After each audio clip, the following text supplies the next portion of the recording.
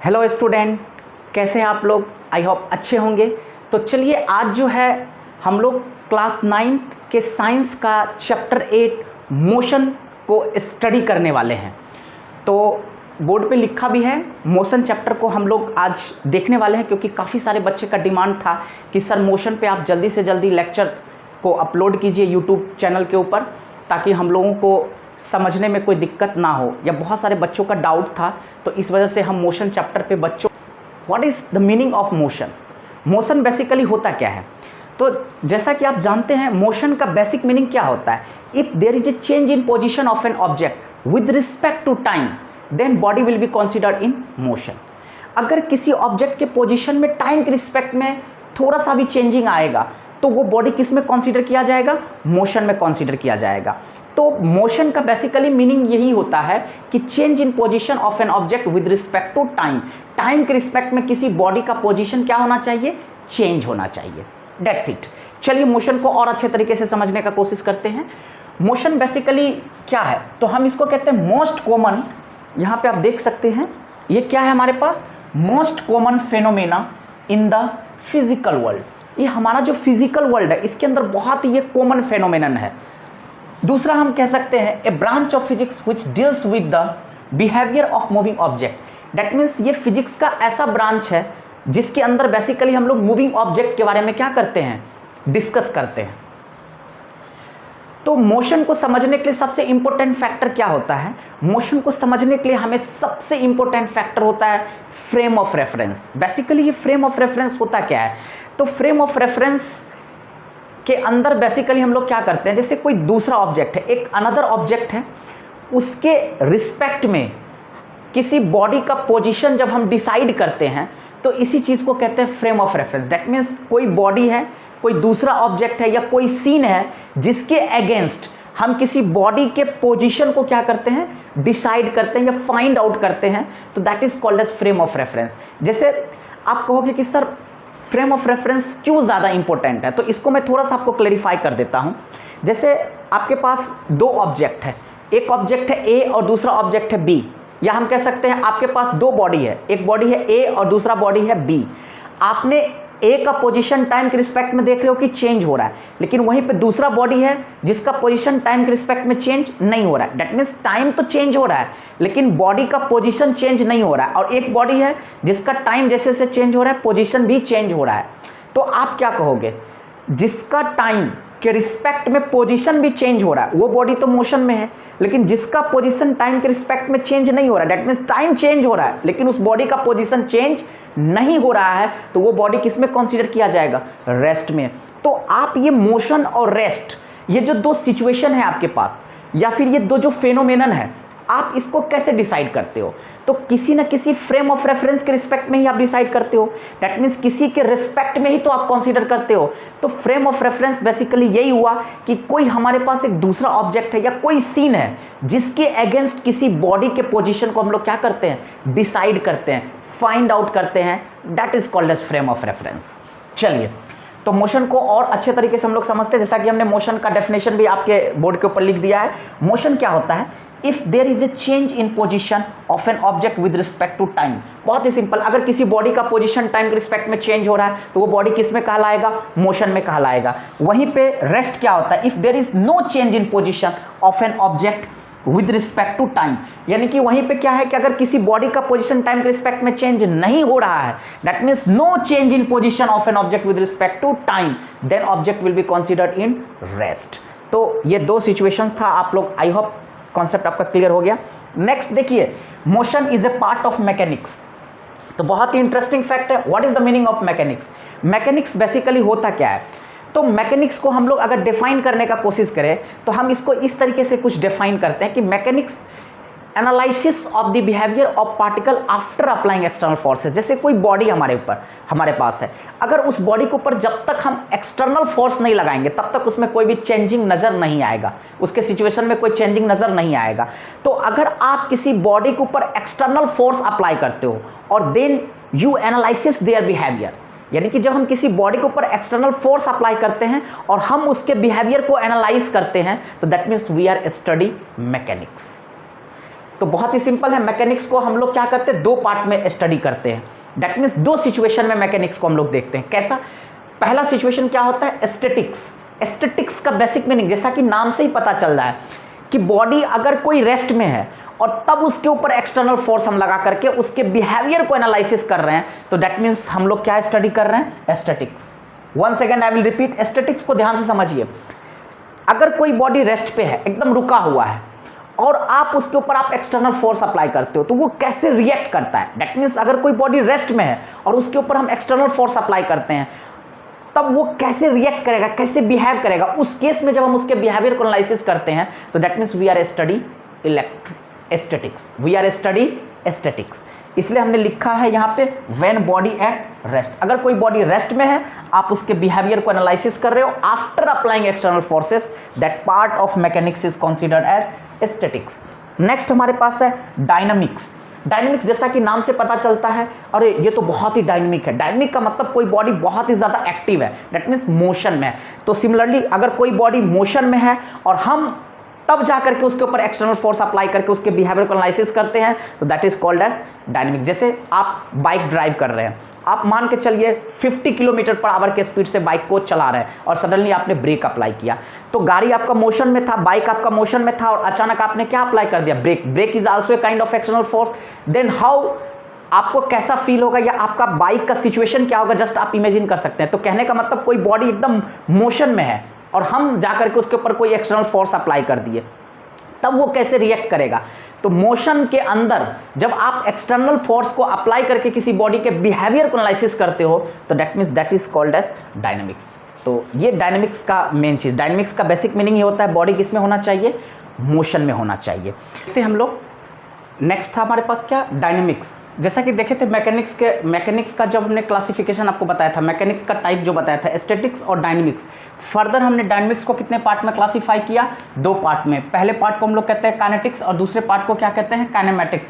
Kinetics basically क्या होता है, आप ऑलरेडी जानते हो। डायनामिक का मतलब क्या हो गया, बॉडी मोशन में है, तो मोशन में ऑलरेडी, यानी कि काइनेटिक्स के अंदर भी बॉडी किस में रहेगा, मोशन में रहेगा, और काइनेमैटिक्स के अंदर भी बॉडी किस में रहेगा, मोशन में रहेगा। लेकिन दोनों में फ़र्क क्या है, तो जिस फोर्स के कारण कोई बॉडी मोशन में आया, अगर हम उस फोर्स को कंसीडर कर रहे हैं, दैट मीन्स जो हमारे पास कॉज ऑफ मोशन है, यानी कि when cause of motion is considered, यानी कि डायनामिक्स का ऐसा पार्ट जिसके अंदर कॉज ऑफ मोशन, जिसके कारण कोई बॉडी मोशन में आया, अगर हम उस कॉज को, यानी कि कॉज ऑफ मोशन को अगर कंसीडर किया जाएगा, तो that is called as kinetics. और जहां पे when cause of motion is not consider, और जिस पार्ट के अंदर कॉज ऑफ मोशन को हम कंसीडर नहीं कर रहे हैं, तो that part of dynamics is called as kinematics. बहुत ही सिंपल है, डायनामिक्स, काइनेटिक्स और काइनेमैटिक्स आपको कैसे रिमेंबर करना है, सिंपल देखिए।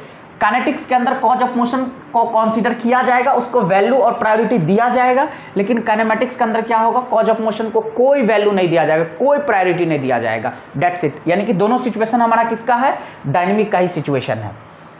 इसको एक एग्जांपल के जरिए हम ऐसे समझ सकते हैं, जैसे मान के चलिए, सपोज कीजिए आपको मैंने टीच किया और मेरे टीच करने के बाद आपने 95% बोर्ड में लाया और आपने मुझे वैल्यू दिया कि नहीं मैं सर के कारण ही 95% लाया, तो that is called as kinetics. लेकिन एक बच्चा है जो मेरे से पढ़ा और वो भी 90% लाया, लेकिन उसने मेरे को प्रायोरिटी नहीं दिया, उसने कहा नहीं मैं तो सर के कारण नहीं लाया, मैं खुद लाया, जबकि पढ़ा मेरे से, मेरे गाइडेंस में ही सारा कुछ किया, लेकिन उसने मेरे को प्रायोरिटी नहीं दिया, तो that part is called as kinetics.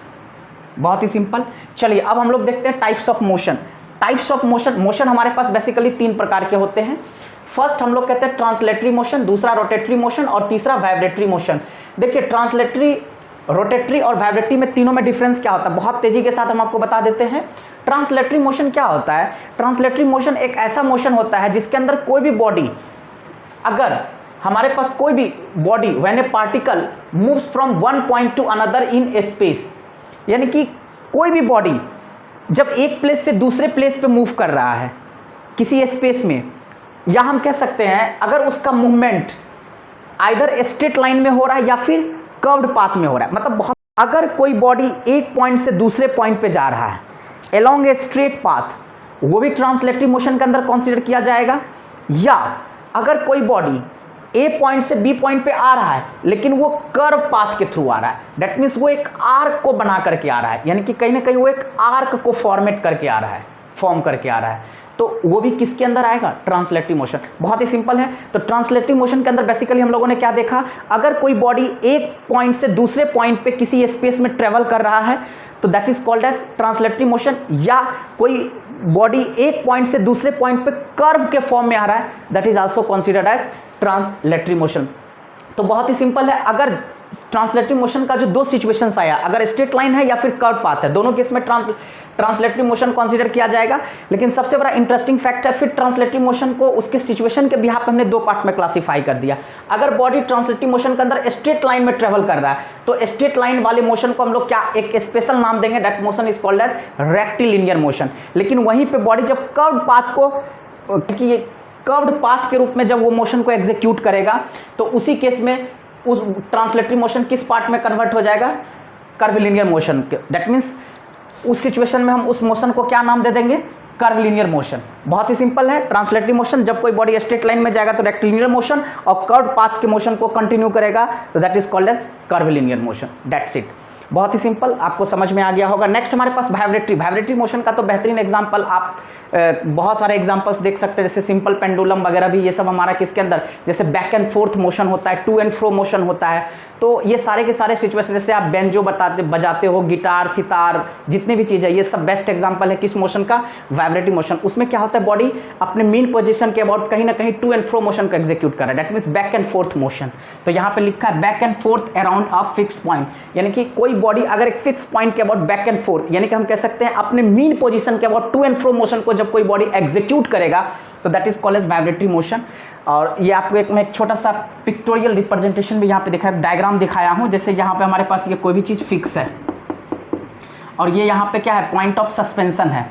इसके अबाउट देखिए, जैसे कोई भी बॉडी है, कभी ये बॉडी यहाँ पे गया, कभी ये बॉडी यहाँ पे गया, यहाँ से यहाँ आया, फिर ये बॉडी यहाँ से यहाँ आया, यानी कि ये पॉइंट हमारे पास क्या है, यहाँ पे फिक्स है, जिसको हम लोग पॉइंट ऑफ सस्पेंशन भी कह सकते हैं। तो इसी पॉइंट के अबाउट बॉडी क्या कर रहा है, बैक एंड फोर्थ मोशन को अराउंड ए फिक्स, यानी कि ये जो फिक्स पॉइंट है, इसी पॉइंट के अबाउट बॉडी क्या कर रहा है, बैक एंड फोर्थ मोशन को एग्जीक्यूट कर रहा है। तो ऐसे मोशन को हम लोग क्या कहेंगे, वाइब्रेटरी मोशन। नेक्स्ट हमारे पास रोटेटरी मोशन, बहुत ही सिंपल। रोटेटरी मोशन क्या है, आपका सीलिंग फैन जो चलता है या जितना भी कूलर वगैरह जितने भी पंखे चलते हैं, तो उसमें आप देखोगे एक एक्सल होता है, उसी को हम लोग एक्सिस मान के चलते हैं। तो जो भी पंखा आपका सीलिंग फैन चल रहा है, एक एक्सिस के अबाउट क्या कर रहा है, रोटेट कर रहा है। तो जब कोई बॉडी एक फिक्स एक्सिस के अबाउट रोटेट करता है तो उसके द्वारा जो मोशन एग्जीक्यूट होता है, that motion is called as rotatory motion. जैसे आपने देखा होगा मिट्टी का बर्तन जो कुम्हार बनाता है, वो क्या करता है, नीचे में एक्सल होता है, उसके ऊपर चाक होता है, वो चाक को गोल गोल डंडे से घुमाता है। तो यानी कि नीचे में जो एक्सल होता है उसी, यानी कि वो कहीं ना कहीं एक एक्सिस है, फिक्स एक्सिस है, उसी एक्सिस के अबाउट वो चाक क्या करता है, गोल गोल घूमता है। तो that is the better example of rotatory motion. जैसे आपका सीलिंग फैन ही बेस्ट एग्जांपल है रोटेटरी मोशन को समझने के लिए। तो जो टाइप ऑफ मोशन है, मेरे ख्याल से आपका कॉन्सेप्ट बहुत अच्छे से क्लियर हो गया, यानी कि मोशन को मैंने बहुत ही डिटेल में आपको समझा दिया हूँ। नेक्स्ट यूनिफॉर्म मोशन और दूसरा नॉन यूनिफॉर्म, दोनों को हम लोग एक ग्राफिकल रिप्रेजेंटेशन के जरिए समझते हैं, क्योंकि यहाँ से जब हम कंपेयर करके समझाएंगे तो आपको बेटर समझ में आएगा। तो चलिए, एक हमने टेबल ले लिया, यहाँ पे टाइम है और यहाँ पे डिस्टेंस है। आप देख सकते हैं यहाँ पे टाइम है और ये क्या है, डिस्टेंस। टाइम कैसे है, 0 टाइम किस में है, सेकंड में, डिस्टेंस किस में है, मीटर में। 0 second, 5 second, 10 second, 15 second, 20 second, 25 second, 30 second, आप यहाँ पे बहुत इजीली देख सकते हैं। और उसी रिस्पेक्ट में जो यहाँ नीचे डिस्टेंस है वो 10 metre, 20 metre, 30 metre, 40 metre, 50 metre और 60 मीटर, आप इजीली देख सकते हैं। दो टाइम इंटरवल का डिफरेंस कितना है, अगर 0-5 का डिफरेंस लेते हैं तो हमारे पास 5 आ गया, 5 और 10 का डिफरेंस लेते हैं तो भी 5 आ जाएगा, 10 और 15 का डिफरेंस लेंगे 5 आ जाएगा, 15-20 का डिफरेंस 5 आ जाएगा, 20 और 25 का डिफरेंस भी 5 आ जाएगा, 25 और 30 का डिफरेंस भी कितना आ जाएगा, 5। तो आपने देखा बिल्कुल टाइम जो है वो कांस्टेंट है। ठीक उसी तरह से डिस्टेंस का इंटरवल लेंगे तो 0 से 10 का डिफरेंस भी 10 आ जाएगा, 10 से 20 का डिस्टेंस का डिफरेंस लेंगे वो भी 10 आ जाएगा, 20-30 का डिफरेंस 10 आएगा। दैट मीन्स आपने देखा कि टाइम इंटरवल अगर हमारा कांस्टेंट है तो यहाँ पे डिस्टेंस का भी इंटरवल बिल्कुल क्या है, कांस्टेंट है। तो बहुत ही सिंपल हो गया कि अगर कोई बॉडी इक्वल टाइम इंटरवल में इक्वल डिस्टेंस को कवर करेगा तो उस मोशन को कौन सा मोशन कहेंगे, यूनिफॉर्म मोशन। ठीक उसी तरह से मैंने लिख भी दिया, when body covers equal distance in equal interval of time. That means बहुत distance equal interval of time में कवर करेगा तो that motion is called as uniform motion. ठीक उसी तरह से नॉन यूनिफॉर्म में क्या हो जाता है कि यहाँ पे टाइम है और डिस्टेंस है, टाइम सेकंड में है, डिस्टेंस किस में है, मीटर में, 0, 5, 10 लाइक दैट वन, और 0, 10, 15। अब यहाँ इंटरेस्टिंग फैक्ट देखिए, यहाँ पे टाइम इंटरवल का डिफरेंस क्या है, 0 से 5 के बीच का डिफरेंस भी 5 है, 5 से 10 का बीच का डिफरेंस भी 5 है, 10 to 15 के बीच का भी डिफरेंस 5 है। यानी कि आप हर जगह देख रहे हो कि टाइम इंटरवल बिल्कुल क्या है, सेम है। लेकिन डिस्टेंस में देखो यहाँ पे 0 से 10 का डिफरेंस कितना है, 10। लेकिन आप यहीं पे अगर आप इस चीज़ को देखते हैं, इसके बीच का डिफरेंस कितना आ रहा है, 10, लेकिन इसके बीच का डिफरेंस हमारे पास कितना आ रहा है, 5, इसके बीच का डिफरेंस कितना आ रहा है, 15, इसके बीच का डिफरेंस आ रहा है 20, इसके बीच का डिफरेंस आ रहा है 10। तो इससे ये जस्टिफाई हो जाता है कि टाइम इंटरवल तो हमारा कांस्टेंट है, यानी कि इक्वल टाइम इंटरवल है, बट डिस्टेंस का जो इंटरवल है वो इक्वल नहीं है, अनइक्वल है।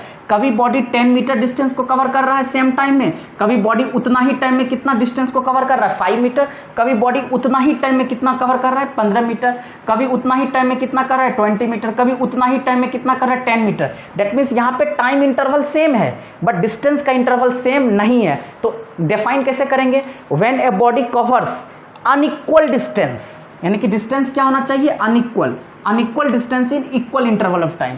दैट मीन्स यहाँ पे बॉडी क्या कर रहा है, अनइक्वल डिस्टेंस को कवर कर रहा है इक्वल टाइम इंटरवल में।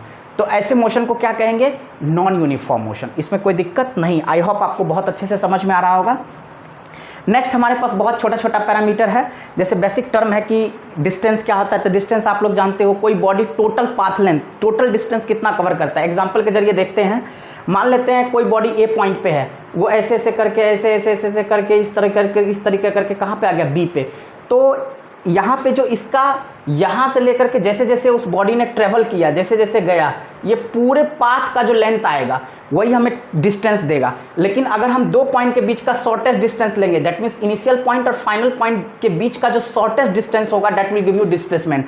इसलिए डिस्प्लेसमेंट में हमने लिख भी दिया है कि शॉर्टेस्ट डिस्टेंस बिटवीन 2 पॉइंट्स, यानी कि 2 पॉइंट के बीच का क्या है हमारे पास, शॉर्टेस्ट डिस्टेंस को ही क्या कह देंगे, डिस्प्लेसमेंट कह देंगे। या हम कह सकते हैं straight line joining between 2 point. अब यहाँ पे देखो, ये जो 2 पॉइंट है, इनिशियल पॉइंट और फाइनल पॉइंट, यानी कि स्टार्टिंग पॉइंट और डेस्टिनेशन, दोनों के बीच में जो ये स्ट्रेट लाइन ज्वाइन हो रहा है ना, that will give you the displacement. तो बहुत ही सिंपल, आपको समझ में आ गया।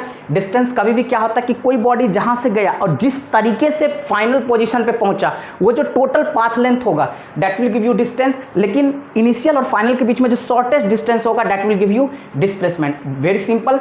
नेक्स्ट हमारे पास क्या टर्म आ जाता है, velocity. Displacement per unit time को ही हम लोग क्या कहेंगे, rate of change of displacement को हम लोग वेलोसिटी कहेंगे। और स्पीड क्या हो गया, rate of change of distance, यानी कि डिस्टेंस पर यूनिट टाइम आ गया। एक्सेलरेशन, बहुत interesting fact, rate of change of velocity को ही हम लोग क्या कह देते हैं, एक्सेलरेशन। एक्सेलरेशन बेसिकली 2 टाइप के होते हैं, पॉजिटिव एक्सेलरेशन होता है, नेगेटिव एक्सेलरेशन होता है। नेगेटिव एक्सेलरेशन को ही हम 2 नाम से जानते हैं, या तो हम इसको रिटार्डेशन भी कह सकते हैं या डिसेलरेशन भी कह सकते हैं। अब कहोगे कि sir positive acceleration, negative acceleration कब और कहाँ होता है, तो बहुत ही सिंपल। जैसे आप किसी व्हीकल का स्पीड ग्रेजुअली इंक्रीज करते चले जा रहे हो, जब rate of change of velocity आपका बढ़ता चला जाएगा तो that will give you positive acceleration. लेकिन जब rate of change of velocity घटता चला जाएगा, डिक्रीज होता चला जाएगा, और ये इफेक्ट कब होता है, जैसे गाड़ी आप चला रहे हो और जब आप ब्रेक लगाना स्टार्ट करते हो, ब्रेक लगाते हो तो एकदम से तो ब्रेक नहीं लगाते हो, धीरे धीरे करके ब्रेक लगाते हो, तो वहां पे क्या होता है, ग्रेजुअली जो उसका rate of change of velocity होता है वो ग्रेजुअली डिक्रीज करता चला जाता है। तो वहां पे जो ब्रेक लगाने के बाद rate of velocity gradually decrease कर रहा है, तो उसी चीज को हम लोग क्या कहेंगे, negative acceleration, that is called as deceleration, या उसी को हम लोग क्या कह सकते हैं, रिटार्डेशन। तो एक्सेलरेशन 2। आई होप आज का ये लेक्चर आपको बहुत अच्छे से समझ में आया होगा, और अगला वीडियो जो हमारा होगा ये मोशन का ही होगा। तो आप लोग जल्दी से जल्दी, अभी तक भी जो लोग भी चैनल को सब्सक्राइब नहीं किए हैं, जल्दी से जल्दी चैनल को सब्सक्राइब कीजिए ताकि आपका कोई भी लेक्चर मिस ना हो सके। Thank you.